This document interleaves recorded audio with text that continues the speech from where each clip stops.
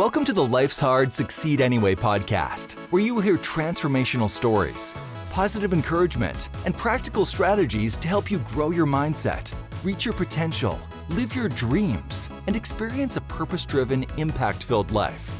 Here's your host, Alan Blaine. All right, this is Alan Blaine, and I am fired up to bring our special guest today, Brian P. Moran. Let me tell you just a little bit about Brian before we get started here. Now, Brian, many of you may know the name and recognize the name from his book, The 12-Week Year, but Brian is a New York Times bestselling author. He's an executive, entrepreneur, and coach. His background as a corporate executive, combined with his experience as an entrepreneur, positions him with a unique skill set to help individuals and organizations grow and prosper. Brian is a recognized expert in the field of leadership and execution. His realization that most people don't lack ideas, but struggle with effective implementation led him to the development of the book titled The 12-Week Year. In addition to his books, Brian has been published in many of the leading business journals and magazines. He is a sought-after speaker, educating and inspiring thousands each year. His client list includes Allstate, Century 21, Mass Mutual, Medonix, Paycor, Prudential, Tiffany, and many, many more. Brian is married to Judy and has two daughters. They live in, I love this, Carefree, Arizona. Brian, welcome to the Life's Hard, Succeed Anyway. You ready for this? I am excited to be here. Well, I'm excited to have you. Been looking forward to this conversation for a while since our mutual friend Aaron Walker introduced us, and I really appreciate you taking time to be here. Wanted to just start. I've given our listeners, a brief overview of kind of who you are and a little bit of your accolades there for anyone that doesn't already know who you are. But can you just kind of take us back and just share maybe even the Cliff Notes version of go back as far as you want to go of how you kind of got to where you are today?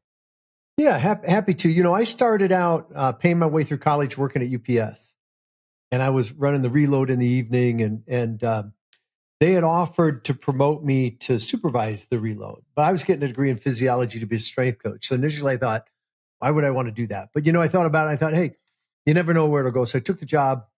And from there, really, I had a manager that was, my boss was really awesome and really got excited about the whole business side of things. I had never even considered business as a career. And they offered me a promotion from there, but I wanted to move to California. I turned it down, moved to California, got in with PepsiCo, got promoted a couple times. I remember my regional VP gave me a book called The 1 Minute Manager. This goes back a few years. Yeah. And I read that book, started to apply some of the things. And then somewhere in there, I just became a student of leadership and started reading and applying, and then joined a consulting firm, was vice president of sales for a $1 billion company, and then went out on my own. And then working with clients, Alan, really trying to figure out, hey, what do they need? And like most, I thought, hey, well, they need new techniques, new ideas. I found out as they got plenty of ideas, what they need to do is learn to implement, learn to execute. And so today, fast forward to today, everything we do is designed to help our clients accomplish more in less time through more effective execution. I love that so much. So when did the book, The 12-Week Year, even come into the realm of possibilities of writing? How far back did that, even the seed of that book, come along?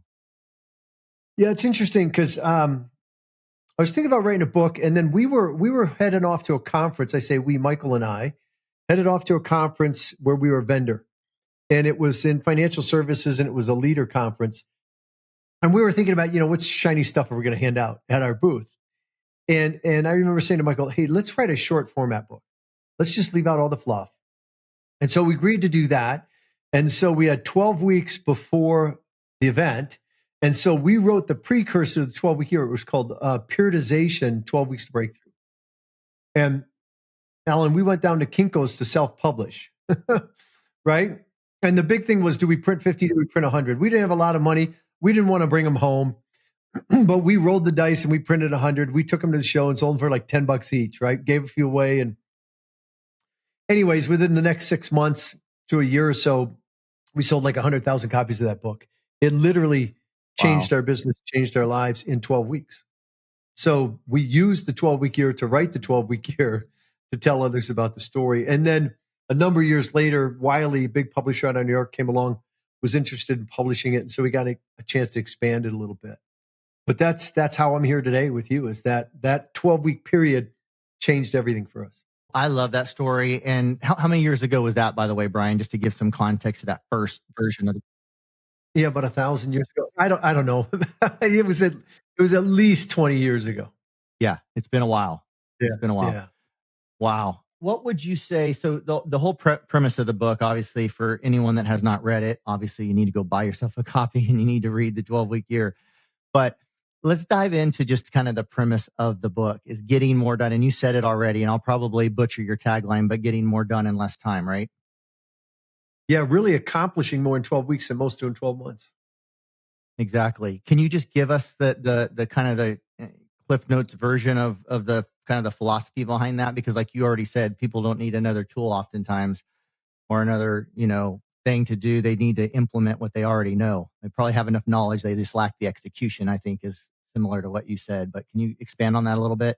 Yeah, absolutely. But that's right, right? I mean, if we just did more of what we know, we'd be healthier, we'd have better relationships, we'd make a lot more money. And yet, what are people doing? They're chasing new ideas, new techniques. So they're building potential and capacity that they never actualize. And so we started to focus on what it takes to execute at a high level. We were working with a set of disciplines and principles and figuring out what worked and what didn't work. And Alan, we were getting good results, but we didn't get what we felt we were capable of or our clients were capable of. And the realization that came to us, the aha moment, was this notion that we're working in this annual environment. So we're doing probably what most of your listeners do. We set annual goals, built plans, broke them down quarterly and monthly, in some cases weekly. But again, we weren't feeling like we were getting what we were capable of. And we realized that one of the barriers was that annual cycle, that 12-month cycle, in that it's just easy to put things off. So January is everybody's excited. We get to the end of January like we are when we're taping this. Most people are behind. Right. But nobody's worried. Nobody's really concerned. Why is that? Because the mindset says, "Oh, I got plenty of time to catch up." And that was the barrier we realized we had to overcome. And so we took this athletic training process called periodization and moved it beyond athletics to work in a business setting and a personal setting. So our clients work in the context of every 12 weeks as a year. And there aren't 4 of those in the year. That's annualized thinking. There's just this 12-week year followed by the next. And then we bundled that with the fundamentals that drive high performance, a set of disciplines, a set of principles. And what happens in that is that there's this healthy sense of urgency in a 12-week year that you just don't get in an annual cycle. And so more of the critical stuff gets done day in, day out, week in, week out. And in 12 short weeks, it can make a profound difference in terms of the results. So good.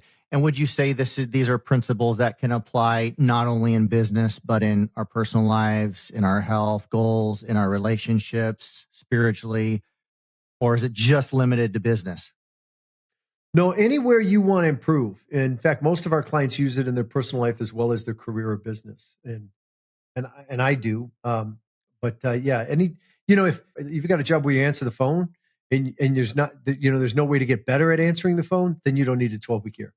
But outside of that, something like that, if you're building a career, you're building a business, you're starting a business, you want to grow spiritually, you want to build relationships, you want to get in shape, all of that, the 12-week year drives phenomenally well. I love it. I don't know if you've been asked this before, but is there a simple example you might be able to give us in any one of those life categories that a listener could just wrap their head around it actually applied in someone's life? Sure. I'll give you a couple. So with Michael, my business partner, he used it to lose 50 pounds in 12 weeks. That's pretty significant, right? Changed his energy, changed his world. Eric Swift. Eric reached out to us.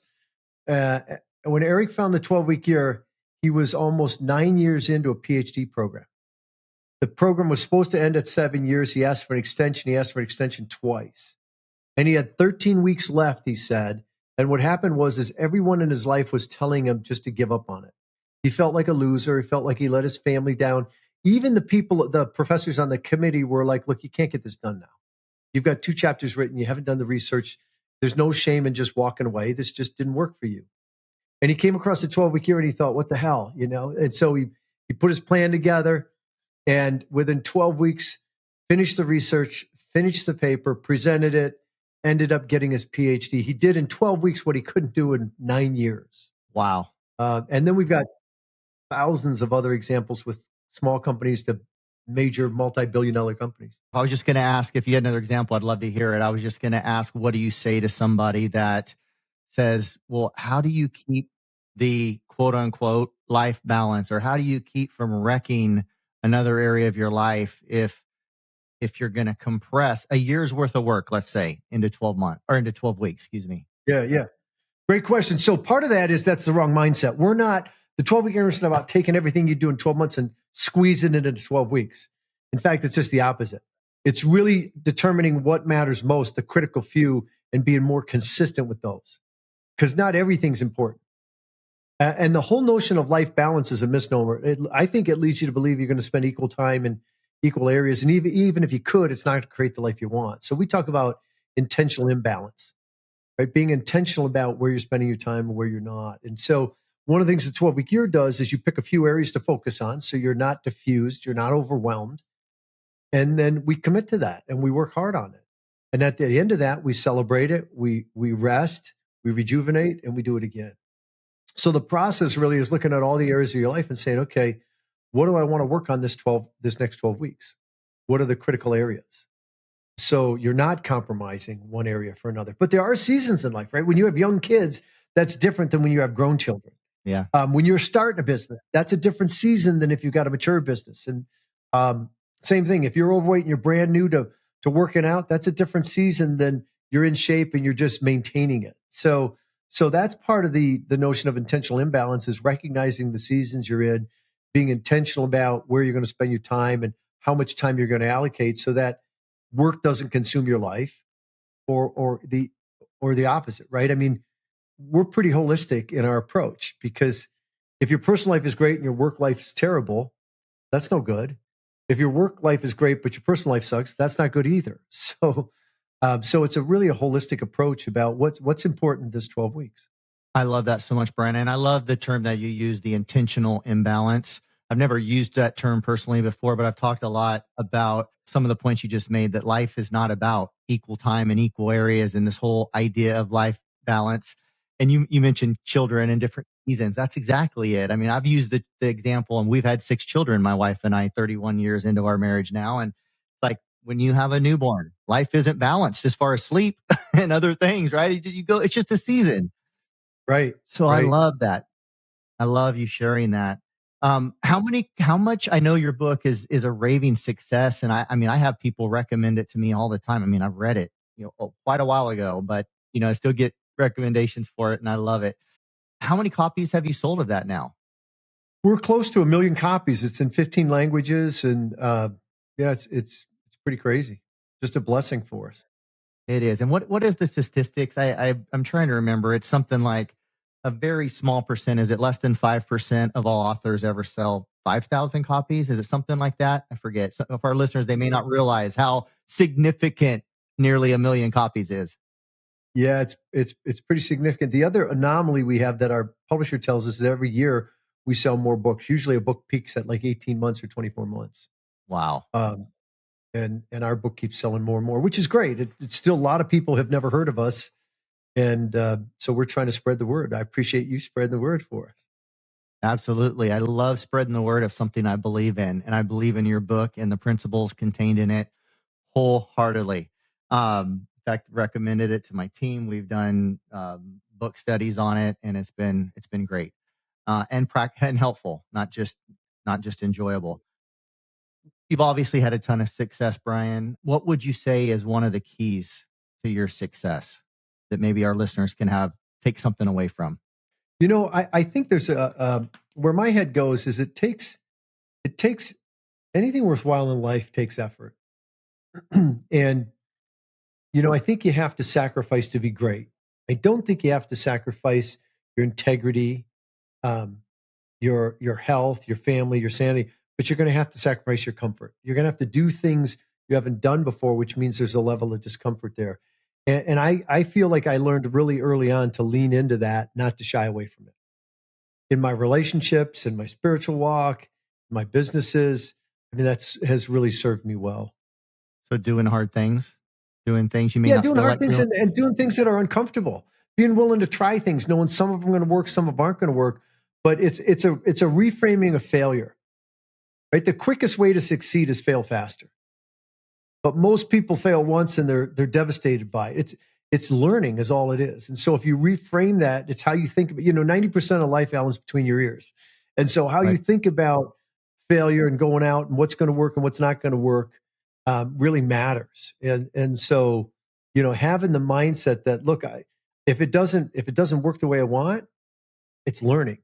And so holding that lightly, being curious and going back at it time and time again is, I think, how you succeed. Most overnight successes were not overnight. You don't Exactly. hear about all the buildup before that, but it's Yes. rare. If it's an overnight thing, a true overnight thing, there was some luck involved. But for the majority of folks that are successful, it was some heavy lifting along the way consistently. Yeah. And I would even argue that I'm sure you'd agree the ones that truly are overnight successes, their odds of sustaining that success is probably fairly low because they probably haven't gone through the failures and the challenges and the trials and had the character development and the lessons learned along the way and all those things that would allow someone to sustain that level of success. I love that overnight success. As I heard someone say, it took me 30 years to become an overnight success, to your point. There you go. Yeah. Yeah. Your point's proven by the lottery winners. So many of the lottery winners are broke 5, 6 years later because they never learned how to really handle the money. Exactly.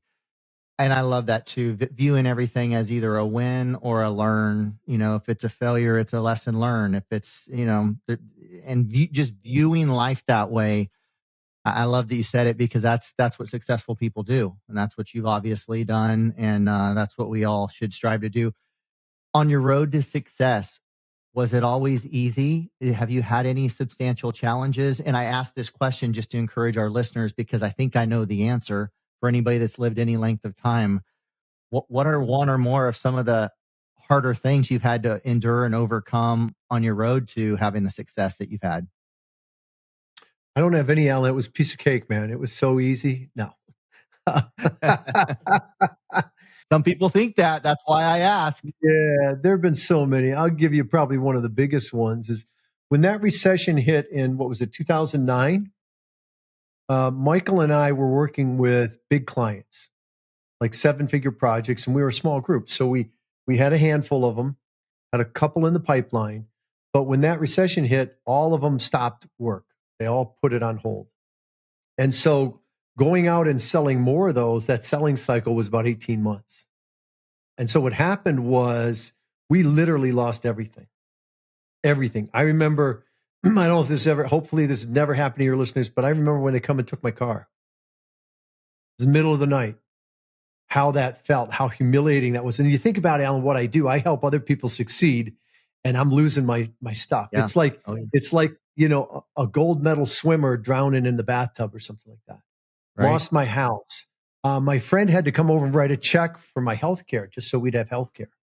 We literally lost everything. And if that wasn't bad enough, I owed the IRS 120 grand. And so we had some tough choices. And I remember a lot of my friends and whatnot were saying, look, you need to just go get a job. Just go get an executive position somewhere. Well, a couple of issues with that. One is everyone was looking for those jobs because times were slow, right? Things were Right. not going well. Two, that's a full-time job to get a job. Right. And so, prayed a lot about it, talked a lot about it. And Michael and I decided, my business partner, Michael and I decided with our wives that our best opportunity was to just rebuild the company in a different way. The future of that created more opportunity for us than anything else we could do. So we used the 12-week year to pivot and literally re-engineer our business, everything about it. And within about 18 months, my personal income was higher than it had ever been.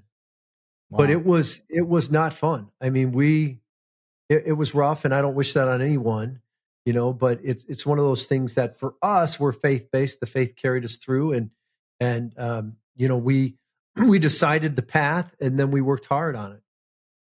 Yeah, and you had definitely had a choice. I mean, you had a choice to fight or not fight, to play the victim or to be the victor. And it's a Right. phenomenal story to Right. say you've lost it all in 2009 and 18 months later you were further off better off financially than you were 18 months previously.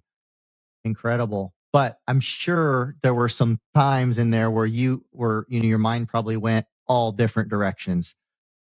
How did you kind of work through that in your mind as far as any negative voices? And I'm sure not, I don't have to ask if there were. I'm sure there were negative voices and challenges you had to work through internally. Like, how did you work through that? How did you come out on the other side and say, no, we're doing this and we're going to do it big? Yeah, a couple things for me, Alan. I mentioned I'm faith based, so that was a big piece of it. That was a lot of prayer, a lot of talking to God, a lot of talking to people that would encourage me. I remember talking to a guy I worked for years ago. He was actually my boss, Paul Dinkins, great guy. I remember calling Paul, and it was like in those moments, I couldn't even dream about a future of prosperity because it was so day to day, minute to minute. And Paul said, "Listen, you can't stop dreaming. You can't ever stop dreaming." And I don't know if he even knows he gave me that advice, but it was such great advice in the moment.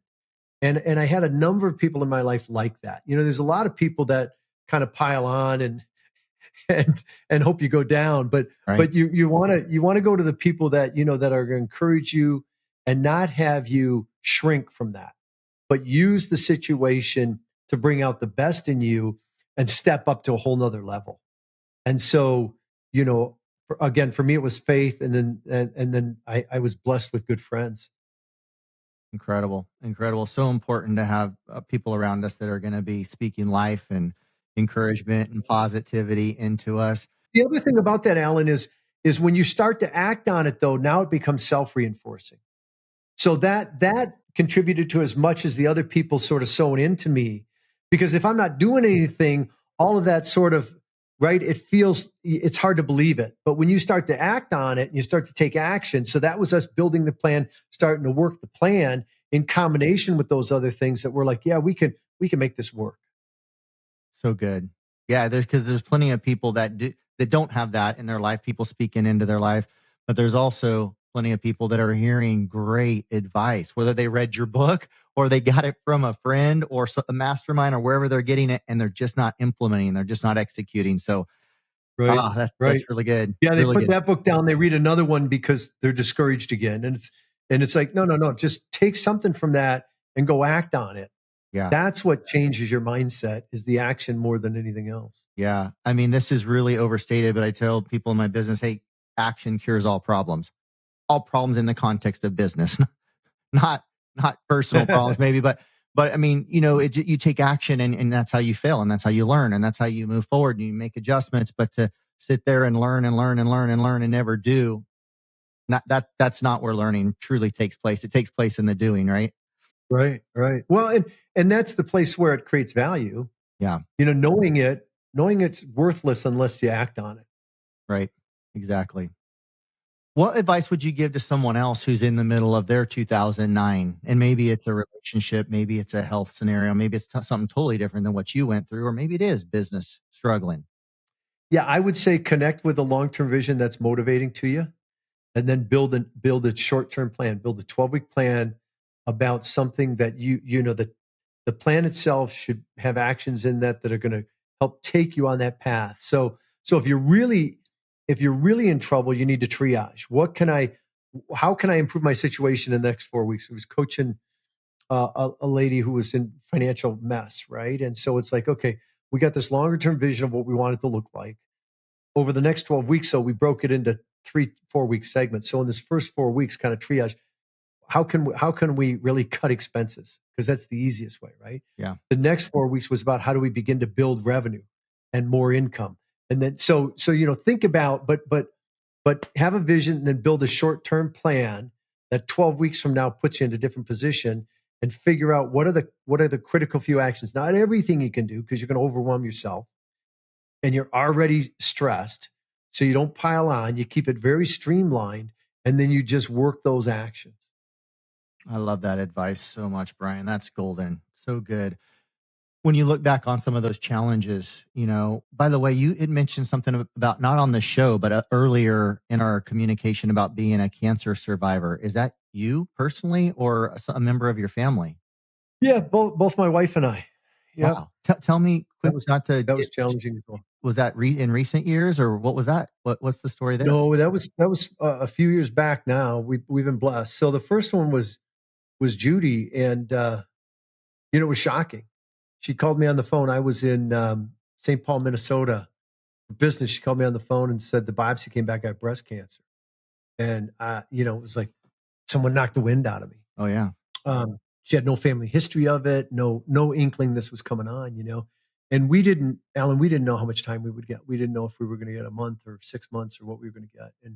And so we committed to being present, to being with each other, which wasn't always easy to do. And for me, the tendency would be to escape all of that by mentally living into the future, beyond the surgery, beyond the chemo, beyond the 5 years. And I learned in that even in difficult times, there's blessing if you're willing to stand in it. It's not always Mm, easy, but being present as best you can. And like I said, we've been blessed. We have two beautiful children. We're both cancer free, and but how you go through it matters.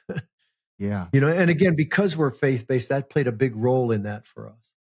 Yeah. And I love you sharing that, Brian, too, just that it matters how we go through it. I think about that often. We've been through plenty of life's hard challenges, and thus the name of the podcast in my book. But cancer, that's hit our family. I got the same notice about our 14-year-old daughter being diagnosed with cancer. And that was, oh, she's 20, almost 9, I guess now. So cancer free. So it's a happy ending. Love it.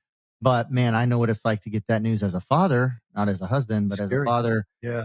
And it's not fun. But so we've been through a lot of things as well. One of the things that really encourages me is something you just said, and I just wanted to highlight, is that I know that it's in the middle of that storm. It's in the middle of that challenge. Not only do I have an opportunity, even though I may not want it at the time, an opportunity to grow and learn and have an experience to encourage others in the future or whatever, but that's when people are looking at me most. My children, my spouse, coworkers, whoever, employees, friends, neighbors. And that's our time to shine. I mean, especially, for me as a believer and follower of Jesus Christ, I'm like, it's easy to have a great attitude when things are going good. Let's see how you do, Alan, when things aren't going great, and it's Right. not Right. easy when things aren't going great, but I always remember that and it helps. Yeah. Yeah. I think the other thing that helps is recognizing you don't control the outcomes, Yeah. whether that's your goal or whether that's one of the things you're battling, like cancer. You don't control the outcomes. All you can control are the actions, the things you can do. And so, putting your focus on what you can control versus what you can't makes a big difference. Mm, such great advice, Brian. How do you view those past challenges now? The cancer, the 2009 financial situation. I want to call it a crash. I don't know what to call it. Yeah. The Or meltdown, whatever. What's that? the meltdown as we refer Yeah, to it. the Yeah. meltdown. How do you All of view that, those challenges? yeah, all of that helps to shape who you are. And I think as you go through challenges in life, it equips you to minister to other people going through the same or something similar. Like my corporate career was pretty straight up. I just kept getting promoted, kept getting better and better and better. When I went out on my own, it was completely different. And so, those struggles have helped shape who I am, give me more empathy for other people that have struggled and may be struggling, as well as understanding what it takes to get through them. Like you said, anybody can look like a hero when things are going great. It's when Right. times are tough, how do you show up? And to me, that's what makes life truly successful or not. Is how do you show up? And are you the same person in those difficult times as you are when times are really easy and good? I love that. If you knowing what you know now, which is a lot more than we all knew when we were younger, and you could pick one thing to tell your younger self, just a word of wisdom, a word of advice, what would one of those things be? Yeah, Alan, I think early on I was concerned about what other people thought of me. Yeah. And not that that's a bad thing, but probably overly concerned. And I would say, you know, don't worry about that. Don't try and please others, right? And I'm not saying being selfish, but I'm saying it's not a competition. I think when you start to compare yourself to others, there's always someone that's better in some area. I think it's really about, what are you capable of, and how do you bring out the best in you. And so that mindset I had earlier of that competitiveness made it where I think I was hungry to learn, but I don't think I learned from the people that maybe I saw as competitors, and I could have learned a lot from them. That's good. That's really good. thought of another question I was writing down as you were talking about comparing yourself to others. I hear people say, don't compare yourself to others. And I definitely compared myself to others where it discouraged me and it was a bad thing. So I understand why they say that. I also have been inspired comparing myself to others of what's possible. Can you relate with that? Like, how do you articulate that? Like, is it a good thing to compare yourself to others? Is it a bad thing to compare yourself to others? Or does it depend on how you compare yourself to others? Yeah, I think it's probably the latter, as you know, asking the question, right? I mean, if you're looking to others for inspiration and what's possible, that's different than me saying I've got to be better than them. Because when Mm, you compare in a way that I got to be better than them, I got to beat them, I'm less valuable in the world or to myself because I don't see myself where they're performing, that's when it's really unhealthy. mm, Looking at what people have done, especially in your field, where we work with a lot of financial advisors, real estate agents. Hey, that's good to look around at what other people are doing because if they can do it, guess what you can. And direct sales have helped thousands of people doing that. They take someone who looks just like you, parade them up on stage, and they talk about their success. And you hear that enough, and finally, you go, well, if they can do it, why can't I do it? right. And so I think that type of comparison, I don't think of that so much as comparison, but I guess it is that's healthy. It's the comparison when I'm jealous, when I'm that makes me envious, that makes me try and do stuff that is going to put me ahead of them. Or to me, that's unproductive. Yeah, it's frustrating.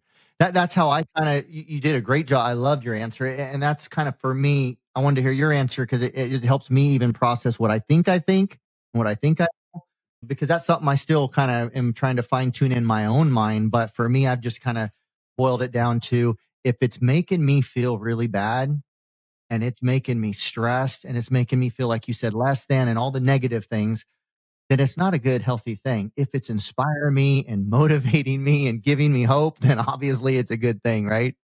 Yeah, I love that. yeah. And I also, but I back to your point and your answer to my question is what word of advice would you like to give your younger self? I love that answer is that, just stop worrying about what other people think. It took me a while and I still struggle with it today. I still fall into worrying about what other people think. And I have to keep remembering Alan, they're really not thinking about you. They're too busy worrying about what other people think about them. And that's the That's reality true. of it, but That we is got to the remember reality. that.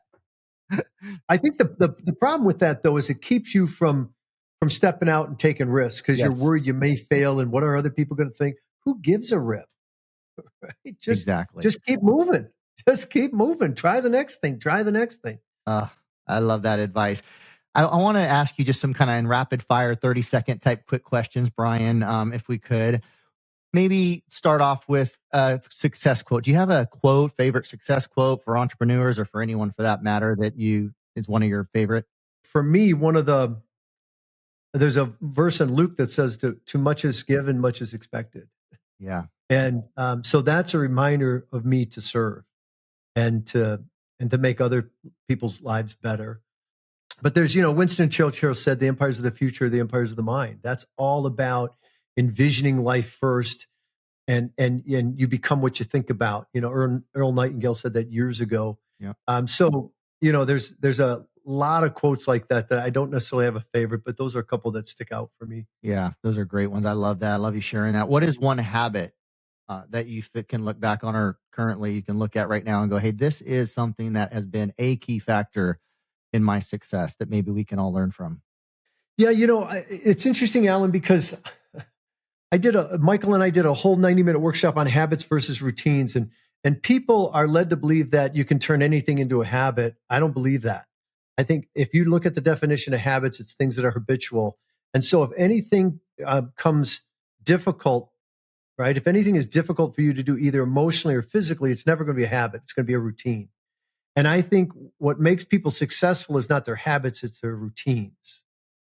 So, one of the routines I have that's blessed my life enormously is how I start the day and how I end the day. Right, I start with positivity. I think about what I'm grateful for. I start with some prayer and I think about what I'm grateful for. I end the day same way with what I'm grateful for, so that I'm always building off of that. I'm always reminding myself that no matter what's happening, there's something in your life to be grateful for. And And that's a routine I've developed that served me well most of my life. So good. So good. And it's something very common among high achievers like yourself. It's rare to meet one that doesn't have an attitude of gratitude and some kind of practice around that, in my experience. Right. Right. So good. Yeah, I think because the world's just, I think it's like a farmer's field, right? If a farmer just lets the field go, it doesn't produce a bumper crop. It produces weeds, and it's the same with your mind. Mm. There's just so many things in the environment that are trying to poison your thought life and take you down the wrong road. That if you're not intentional about what you're feeding it, then you're not nearly as productive, nearly as joyous, nearly as successful as you can be. Yeah. So good. What is one of the better pieces of advice that maybe you can think of that somebody has given you over the years? Yeah, there was a gentleman I worked for. We were $1 billion retailer. He and his brother owned it, and they owned they owned some high rise buildings in Chicago. He owned an island in Florida. I mean, big money guy. And I remember his name was Jules, and I remember asking him. I said, Jules, I asked him that question. If you had to pick one characteristic that you think has contributed to your success the most, what is it? And he said he thought about it for a minute. He said, Brian, I recover well. He says everybody gets knocked down. I recover well because I expect to get knocked down. Not that I'm hoping for it, but I'm not surprised by it. And so that advice has stuck with me. I don't know, that was 20 some years ago. But the notion that you're going to get knocked down, don't be surprised by it. Get up faster and get moving. Golden. I love it. You couldn't have said something that made me smile more, and it's just right in line with my mantra, my podcast, my book, and everything I'm all about. Because expecting it, understanding the next wave's coming, the next challenge is coming. It's I don't know. I want to say it's half the battle, but to get blindsided by it, thinking life is going to be easy, I wouldn't want to be that guy. I was that guy. I did think that I could get to a place of utopia and that life would be smooth and easy. And that's just not reality, is it? No, there was a really wise guy about 2,000 years ago said you will have trials. Yes, he did. And you will. So, yeah. Yeah. John 16:33. I know that guy and I know that passage very well. What is one, but okay, first of all, I've said it before. I want to say it again. The 12-week year, if you all have not read the book or heard the book, if you've not read the book, you've got to go get it for sure. It's one of my top recommendations. And I'm not just saying that because you're on the show, Brian. It is one of the best books I have ever read. So by far, that is the thing that needs to happen here if someone does not own that book. But in addition to the 12-week year, is there another book that you might recommend for the Life's Hard, Succeed Anyway audience? Yeah, one of my favorites, and it was out of print for years. I think it's back in print, is by Dr. Susan Jeffers, and it's called Feel the Fear and Do It Anyways. Love it. And she researched successful people and compared them to people that didn't have a lot of success in their life by different measures. And she found that overall, successful people were just as concerned and fearful about doing new things as people who weren't. The only difference was they didn't let it stop them. They did it anyways. And she talks about 5 truths about fears and things like that. So it's really practical in terms of helping you get your head around what it takes to kind of lean into that as opposed to shy away from it. That's good. I love that. I've not read that book, and now I'm going to have to go look that one up. Yeah, great book. It's a little pamphlet book. It's a quick read, but really good stuff in there. Love it. And I think that's empowering to people, what you said, to realize that everybody has fear. And that successful people have just as much. I don't know about that. I could see that for sure, but they're hitting that courage button. And I think that's the big difference, right? Between those that have success and those that don't. Yeah. I loved John Wayne, the old cowboy, said, courage is being scared to death to saddle up, but doing it anyways. And that's kind of the way life is. Yeah. You either live life with courage or you shrink away from it, which is not you're not only hurting yourself, but you're robbing the world of the contributions you could make and your family and future generations. Yep, absolutely. What is Brian Moran's definition of success? Do you ever think much about that? Like how you define success? Well, yeah, as a believer, this won't surprise you. It's really, living for the glory of God and glorifying God. If I think about a secular definition, it's more of kind of living my life on my terms, right? Living the life I want to live, living the life I'm capable of living, not being a victim to, well, I've got this job and I can't go find something else, or I'm too old or too young or whatever it is. Just really living your capability. Yeah, I love that. I know you have ownership in various companies. You have your coaching and speaking and your books and all the things. I don't know if it's any one of those things or something altogether different. So I'm just curious, like what excites you right now? What is one of the top of mind things exciting you right now when you think about the future and the days ahead? Yeah, I'm excited about a lot of stuff, right? I'm excited about the businesses I'm in and what we're doing there. In this particular business, I'm super excited about what we're doing with our accelerator training, and we've got a ton of experience with leadership, and so we're launching an accelerator for leaders. And those things are, we've got thousands of people already going through it. It's making a difference, having an impact. That's our mission, to change lives.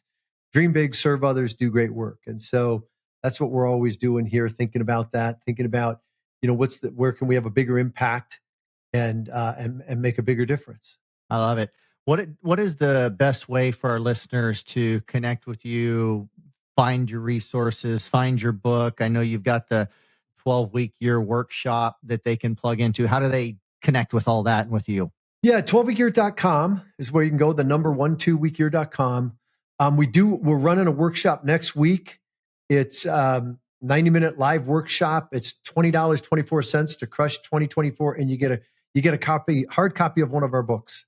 So Wow. for the price of the book, you get the workshop with it.